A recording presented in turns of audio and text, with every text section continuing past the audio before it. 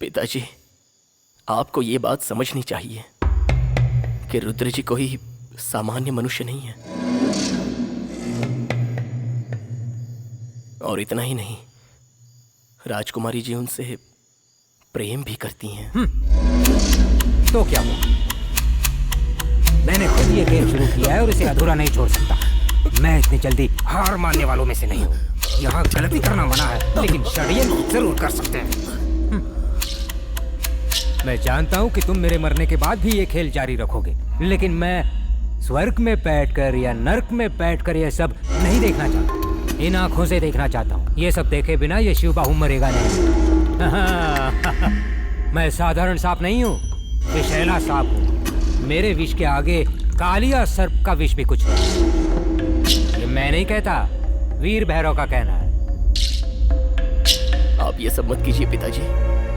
मेरे लिए इस दुनिया में आपसे बढ़कर और कुछ नहीं है। मैं आपको खोना नहीं चाहता। तू बिल्कुल अपनी माँ पर गया है। मुझे सब कुछ जानना है। ये रुद्र कहाँ पैदा हुआ है, उसकी माँ का नाम क्या है, उसके बाप का नाम क्या है, वो किस राजघराने का है, अभिमन्यु के पागलपन के बारे में उसे कैसे पता चला। बेटा, हेमावती सिर्फ तुम्हारी है, सिर्फ मेरे बेटे की।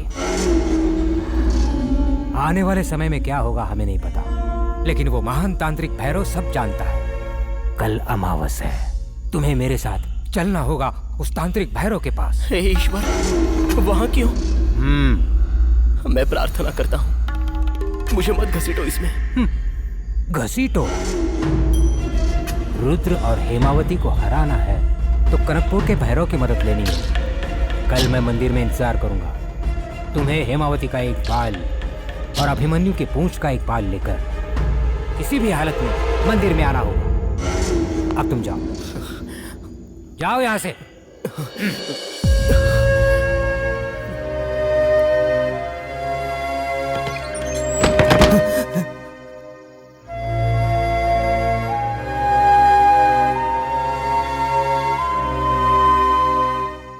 भैरव ने अपना तंत्र जाल बिछाना शुरू कर दिया इस राजघराने को बर्बाद करने के लिए।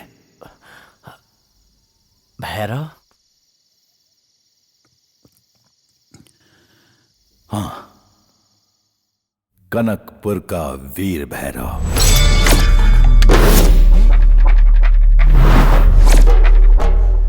जो अपने मंत्रों से पृथ्वी की गति को भी धीमी कर सकता है। अद्वितीय शक्ति है। अपने काले जादू की मदद से वो इंसान के दिमाग को पढ़ के उसके बारे में सब कुछ जान सकता है। ऐसा तांत्रिक है वो। उस्ताद, क्या ये इंसान है? इस राजघराने के साथ ये क्या करने वाला है उस्ताद? वो अकेला नहीं है, उसके साथ गोवर्धन वकील और शिवबाहु है। अभी शिवबाहु का बेटा हरे कृष्णा भी उनके साथ जुड़ जाएगा। साथ में वो औरत भी होगी। औरत? कौन औरत? चल्लापुर राजघराने की राजकुमारी सुनैना।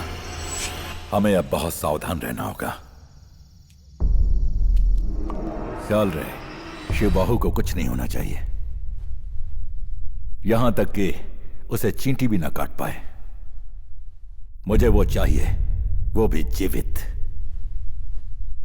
और हां, हरि कृष्णा, आज उस पर भैरव के मंत्रों का प्रभाव रहेगा और वो जो भी करेगा वो भैरव की नजर में रहेगा। हरे कृष्णा हाथी की पूंछ का बाल मांगने आएगा। हाथी की पूंछ का बाल? दे देना उसे। अब मुझे चलना होगा। उस्ताद, कहां जा रहे हैं? तैयारी करने।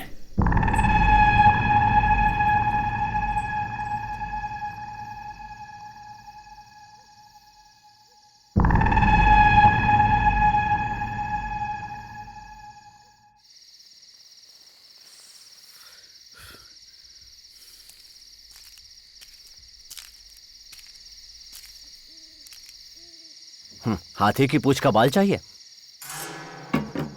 अभी देता हूं। उस्ताद बताकर गए हैं। तुम्हें क्या लगता है कि ये सब उल्टी सीधी हरकतें करने से तुम लोगों का मकसद पूरा हो जाएगा?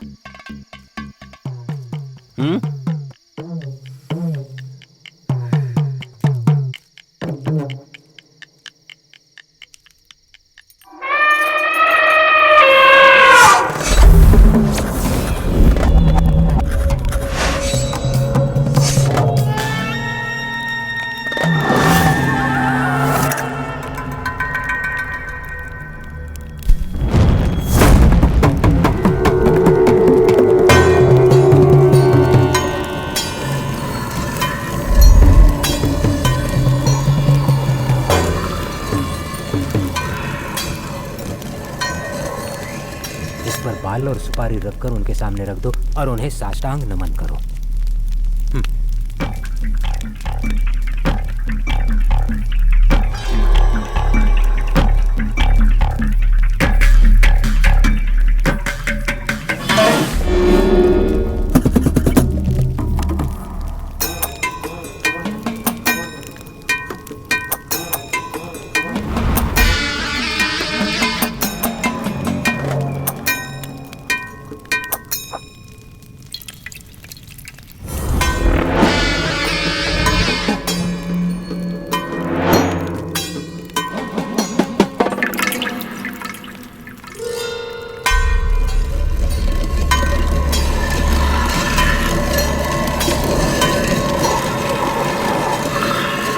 लड़का तावीज बांधकर विश्वासघात तो नहीं करेगा? नहीं नहीं।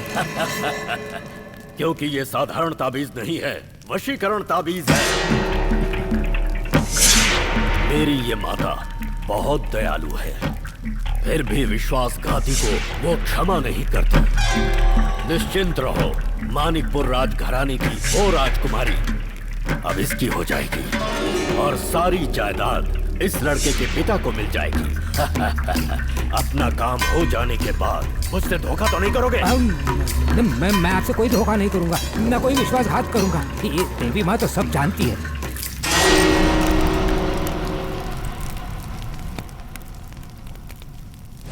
डर मत बच्चा, सुन।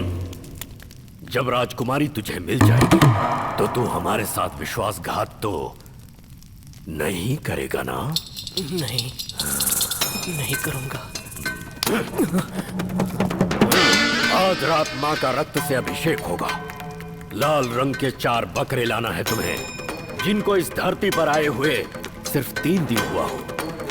उस हाथी के पूंछ के बाल चाहिए और साथ ही इस लड़के के नाभि का रक्त। इन सारी वस्तुओं की शीघ्र जाके व्यवस्था करो। जी गुरुजी। पूजा संपन्न होते ही राजकुमारी का रुद्र के प्रति प्रेम समाप्त हो जाएगा। फिर हेमावती के दिल में एक ही शख्स होगा, तू, सिर्फ तू। समझ गया?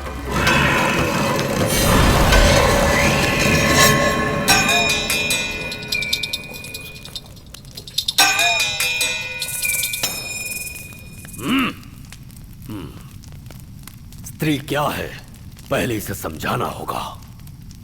पंच महाभूतों के साथ हमारे शरीर में एक और शक्ति है, कुंडलिनी शक्ति। उसे जागृत करने वाली एक ही स्त्री है इस भूमि पर, और वो है सुनैना।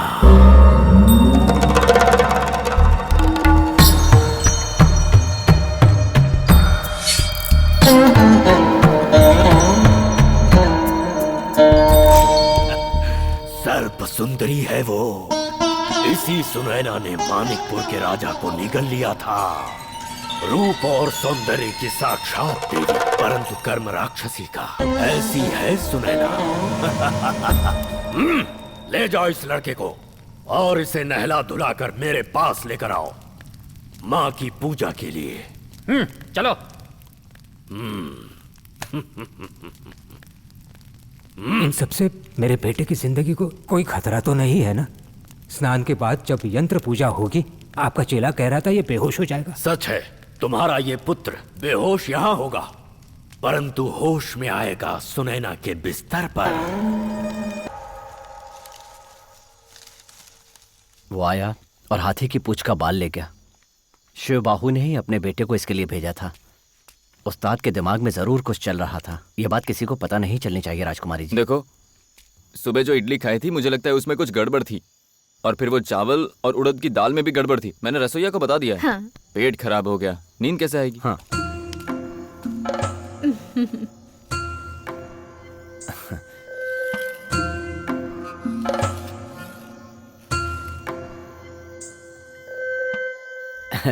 एक बात कहूँ, बुरा मत मानिएगा राजकुमारी जी। राजकुमार उदयराज और राजकुमारी मोहिनी एक दूसरे से बहुत अलग लगते हैं ना? नहीं, तुम ऐसा क्यों कह रहे हो? उदयराज और मोहिनी एक दूसरे को बहुत प्यार करते हैं। मुझे नहीं लगता कि उन दोनों के बीच में कोई भी समस्या है। रही बात तबीयत खराब होने की, तो ये सब तो होता ही रहता है। और पति पत्नी के बीच थोड़ी बहुत अनबन तो होती रहती है।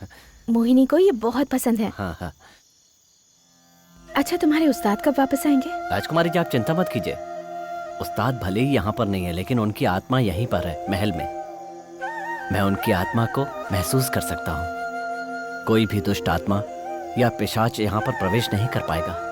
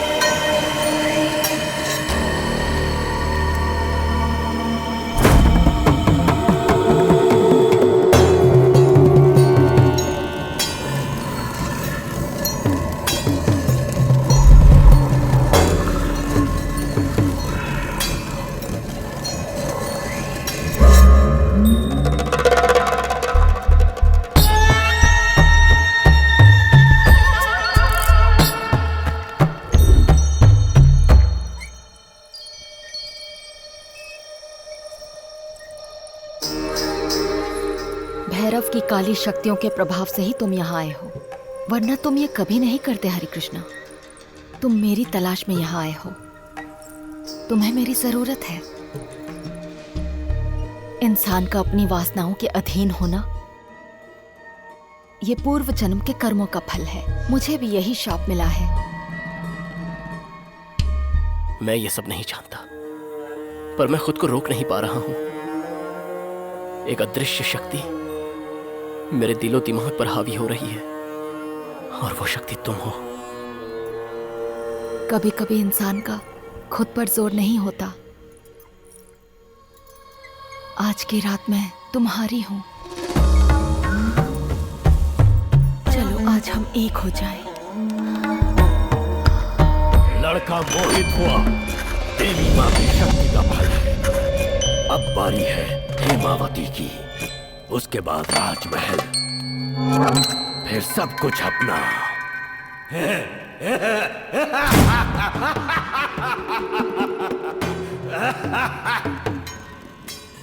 पता है मैंने ऐसा क्यों किया? हाँ, मेरे लिए, मेरे बेटे हरिकृष्णा के लिए। मानिकपुर के महल के तहखाने में दबा हुआ है वो। रात को उसकी सांस चलती रहती है, रक्त और आंसू बहते हैं। वो चीखता है, चिल्लाता है। इस वीर भैरव को वो चाहिए है। और इसके लिए कुछ भी करने को तैयार है ये भैरव। कितने वर्ष गुजर गए पर मेरी ये तमन्ना अभी भी अधूरी है।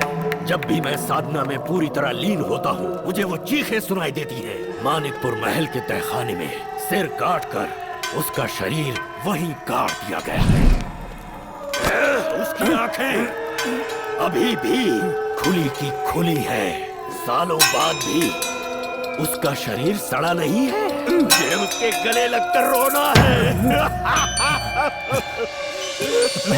भैरव, देखो तुम जो भी कुछ कह रहे हो मेरी समझ में नहीं आ रहा है, लेकिन जो भी हो मैं तुम्हारे साथ हूँ पूरी। पर ये रुद्र रास्ते का कांटा।